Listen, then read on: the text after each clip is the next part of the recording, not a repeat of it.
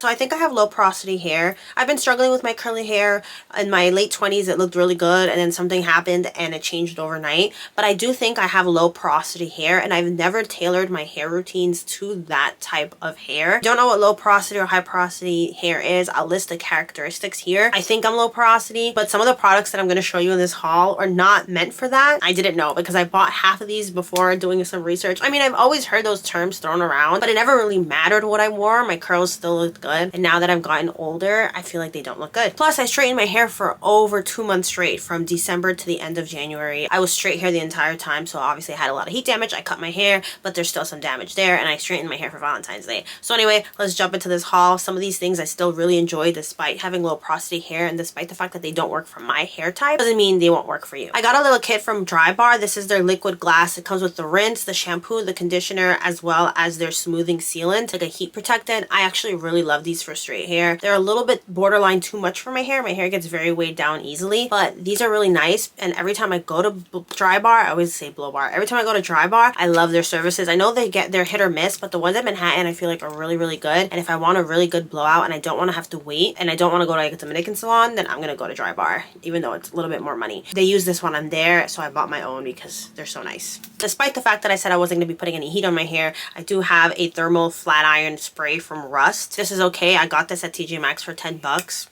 It's fine. I have the Dream Lengths Restoring Shampoo and the Dream Lengths Split End Sealing Conditioner. I like these. I'm very low on the shampoo, but there's castor oil in it pretty high up, so I think that's why my hair hasn't as necessarily responded well to it. Even pure castor oil is very thick for my hair. It just kind of sits there. So now what I'm going to be using with my castor oil is just doing it on my eyebrows so I could get them to grow, because that used to work back in the day. Anyway, these are nice. They lather well, hydrating, but a little bit too heavy for my hair. So I've been doing hair oiling. Again, there are oils that are good for low porosity hair, and there's oils that are bad for it or not, you know, as effective. And I definitely didn't realize that until after I placed an order. But there's some hair oil here. There's some viral like TikTokers that do their little recipes, and hair oiling is a big thing. And I've done hair oiling as a child before, but I wanted to get back into it. My results have been a little bit mixed because of course some of these oils are a little bit too heavy for my hair type. But let me show you the ones that I got. I got pumpkin seed oil. I have vitamin E oil, and I have jojoba oil, which I do really like, and I do think this is okay for low porosity hair types. And then I've been mixing it in with castor oil like the recipe says, and a couple other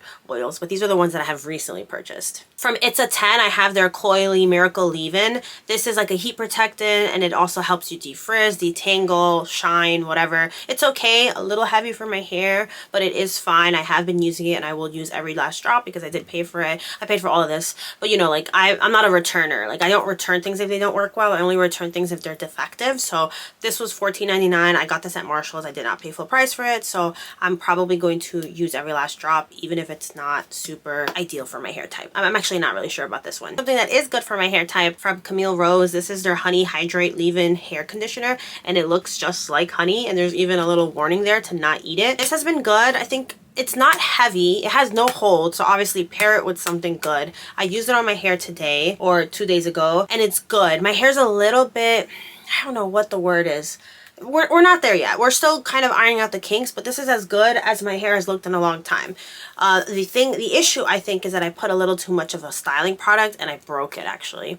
It fell yesterday when I just got this on its first day. This is from Camille Rose as well. This is their curl maker. It has marshmallow and leaf extract, and it's like a defining jelly gel, so very lightweight, but I do think it's a little heavy on me. I might have used too much. I can be very heavy-handed sometimes, so far we're gonna test these things out and see how they go. Another one that's good for low porosity, according to TikTok, is this Miracle Rescue Deep Repair Conditioner with Melting Pro V Pearls. I noticed that all my shampoos and all my conditioners have keratin, a lot of protein. Even that hair mask that I showed the other day in my self-care haul, that I was like, oh, it's good to have a moisturizing hair mask with no protein or anything, has protein in it, the Shea Moisture Manuka Honey one. So I realized that every single one of my shampoos has either protein in it or some kind of I forgot what ingredient that is just not beneficial or not as effective for low porosity hair. So I was like, all right, now I have to buy a new conditioner, a new shampoo. I haven't bought a new shampoo yet. I've been using, which one? Like the Head and Shoulders Green Apple, which I think is okay. This is also a good conditioner that people have recommended. So I had to give it a shot. Desperate times call for desperate measures, guys. I've spent so much money. This is really sick. Over the last couple of weeks trying to figure this all out. And then I got the Kinky-Curls Original Curling Custard. I think I'm going to try this today. So I'm going to try the shampoo that I have, the Head and Shoulders. I'm going to try this conditioner on it. And then I'm going to do the Leave-In Honey from Camille Rose and this one together. And I'm going to go light-handed and then diffuse and see if maybe that helps a little bit. Because what ends up happening is that my scalp looks oily and I triple shampoo sometimes. And there is a thing called training your scalp, blah, blah, blah, blah. My hair has never been... How do I explain this? Like, I've never had issues with my hair. Like, I used to be able to go 3 or 4 days without washing it. Like, you know, training your hair to be... Even though there's scientific evidence that that actually might not be super accurate anyway. But that's something I feel like we've all grown up learning. And that's something that I have never had an issue with. I've never had an issue with an oily scalp before. But now, all of a sudden, like, it just looks like... Maybe not oily, but shiny, right? And this is day 2, maybe day 2.5 hair, so it really shouldn't look like that. So it might be the shampoo, it might be my Head and Shoulders. So we're gonna figure that out. I'm trying to see if there's anything else I want to show you. I think there's 2 other products that I have recently. Oh no, I think I showed them in the other haul. Okay, my blow dryer. I switched blow dryers. The wavytalk, super popular on TikTok. I actually really like it. For the price of $60, no way. But if you can get this for like $35 to $40, I definitely recommend it. I found it on Amazon, but the price changes so drastically. Like the other day was like $96. I was like, no way. But it is a very nice blow dryer. It's very loud. It kind of hurts my ears a little bit to have it on when I'm diffusing it. But I really like it. I like it a lot more than like my $25 Revlon blow dryer with a diffuser attachment. So far, so good. I'm going to continue to test it. I'm just a very impatient person and my hair takes so long to dry that I've never really diffused my hair from beginning to end. Like, I'll give up at some point. So I'm going to try again today, maybe. Suck it up and do it. But if not,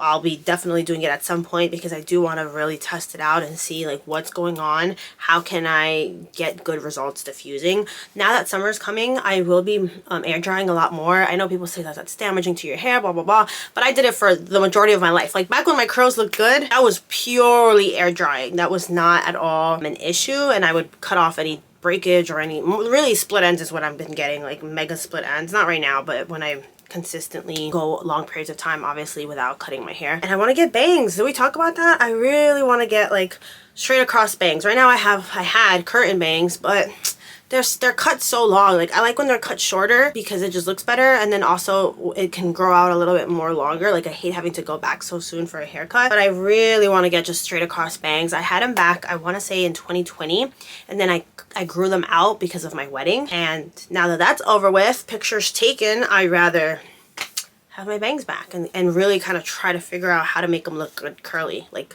actually finger coiling them and all that. But yeah, that is it for my massive haul. I think I did it really quickly, but I hope you've enjoyed. If you want to see reviews for any of these products, or if you have low porosity hair, please let me know what you like, what works for you. I'm still really struggling with like looking at the ingredients and figuring it out myself. So a lot of these recommendations I got just from videos of people saying these are good for low porosity hair, but really I should be taking the time to read what I currently have and seeing kind of what will work, what won't work. But it just gets so overwhelming looking at ingredient lists like that. I'm not a fan of it, but I might just have to so that I can really see what else in my collection I'm gonna have to not get rid of. I'm probably gonna give some of this stuff to people in my life who wouldn't mind used products. I'm sorry, I just realized I'm sitting so close to the camera. Anyway, if you made it to the end of this video, thank you so much for watching. I really, really appreciate it. And until next time, bye.